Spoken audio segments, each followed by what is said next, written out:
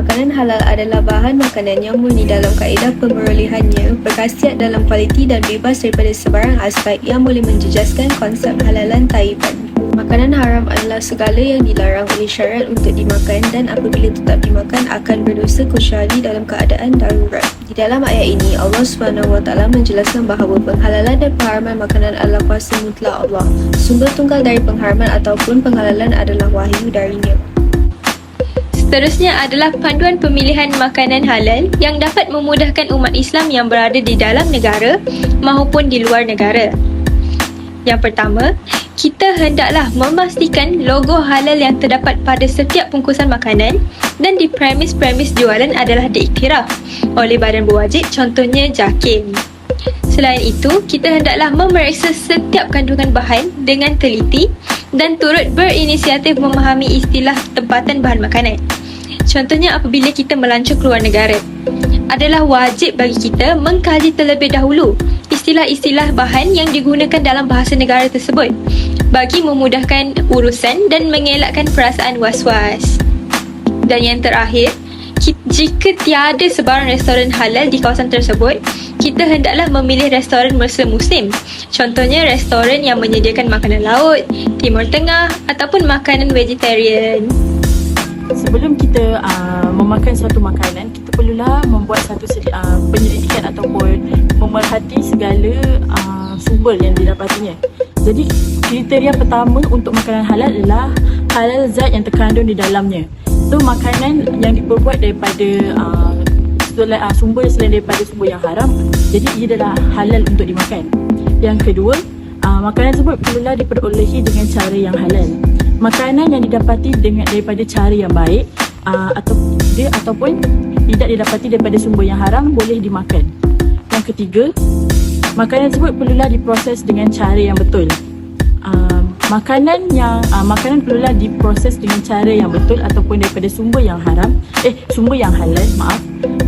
dan tidak bercampur dengan apa-apa bahan yang bersifat haram ataupun daripada binatang-binatang yang haram.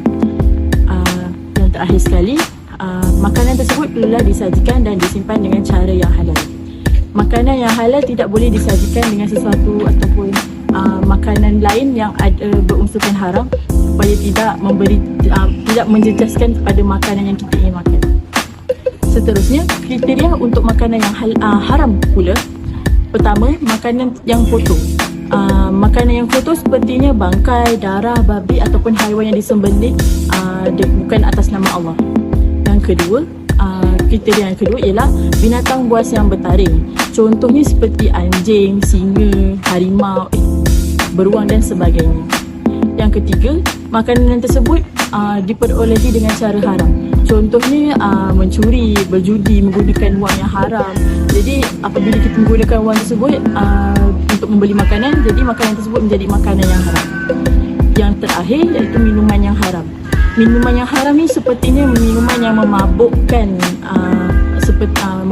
kita, seperti narkotik seperti terkandungnya narkotik, dan juga minuman yang diharamkan adalah yang berasal daripada najis ataupun benda yang terkena daripada najis. Saya akan menceritakan antara kebaikan-kebaikan yang dapat kita peroleh jika kita mengamalkan pengambilan makanan yang halal.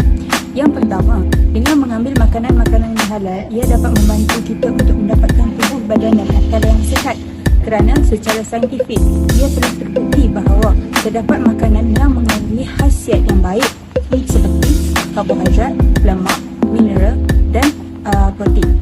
Khasiat ini ternyata amat penting bagi tubuh badan kita kerana ia dapat memberikan sumber tenaga, pembinaan enzim dan membantu penghadaman.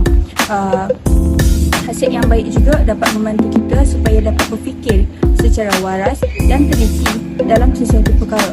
Maka ibadah-ibadah wajib seperti solat fardu juga dapat dilaksanakan dengan mudah. Seterusnya, ia juga dapat membentuk akhlak yang baik. Hal ini kerana tingkah laku dan akhlak yang baik dapat memberi kesan yang positif kepada masyarakat kita. Sebagai contoh, remaja-remaja yang baik dapat mudah dan dapat kita mengurangkan masalah-masalah gejala sosial seperti penagihan data dan pergaulan bebas. Yang ketiga, dengan mengamalkan makanan yang halal, ianya dapat meningkatkan rasa syukur dan takwa dalam diri seseorang. Hal ini kerana doa akan mudah dimakbulkan jika seseorang itu beriman kepada Allah Subhanahu Wa Taala melalui penjagaan makanan dan minuman sehariannya yang halal, bersih dan suci. Keempat, seperti yang kita sedia maklum, makanan dan minuman yang masuk ke dalam badan kita akan menjadi darah daging kita sendiri. Oleh itu, Islam melarang keras umatnya daripada mengambil makanan dan minuman daripada sumber yang haram seperti yang telah dijelaskan oleh Al-Quran. Maka dengan ini kita dapat menjauhkan diri daripada azab akhirat. Akhir sekali, dengan mengamalkan pengambilan makanan yang halal, kita akan mendapat keredaan dari Allah Subhanahu Wa Taala. Kerana melalui pengambilan makanan yang bertepatan dengan syariat Islam, seseorang dapat memiliki hati yang bersih, di mana ianya dapat mendorong seseorang ke jalan yang diredai oleh Allah di dunia dan akhirat. Di sini kita dapat lihat bahawa Islam bukan sahaja memandang kepada ibadah wajib, malah Islam turut menitik beratkan tentang pengambilan makanan yang halal. Keburukan makanan haram yang pertama ialah memudaratkan kesihatan badan dan kewarasan akal. Makanan haram mengandungi kandungan yang boleh mendatangkan penyakit kepada tubuh badan manusia. Tubuh akan menjadi lemah dan minda tidak dapat fokus dan berfikir dengan sempurna. Keburukan yang kedua ialah tidak mendapat keberkatan Allah. Hati menjadi tidak tenteram sehinggakan ibadah yang dilakukan menjadi tidak sempurna. Kehidupan juga tidak bahagia kerana sering dilanda musibah sebagai peringatan Allah. Yang ketiga ialah doa sukar dimakbulkan. Makanan haram yang diambil menjadi penghalang untuk doa hambanya itu dimakbulkan. Yang seterusnya ialah mendapat kemurkaan dan azab akhirat. Amalan baik yang dilakukan tidak mendapat pahala kerana makanan yang diambil menjadi darah daging dan akan dihisap di akhirat kelak. Makanan haram yang terakhir sekali ialah keruntuhan aspek kerohanian. Pengambilan makanan haram menjadi kesan buruk kepada pembentukan dan perkembangan pribadi seseorang, di mana ianya menjatuhkan nilai ketakwaan dan keimanan terhadap Allah. Hati menjadi keras dan sukar menerima perkara positif.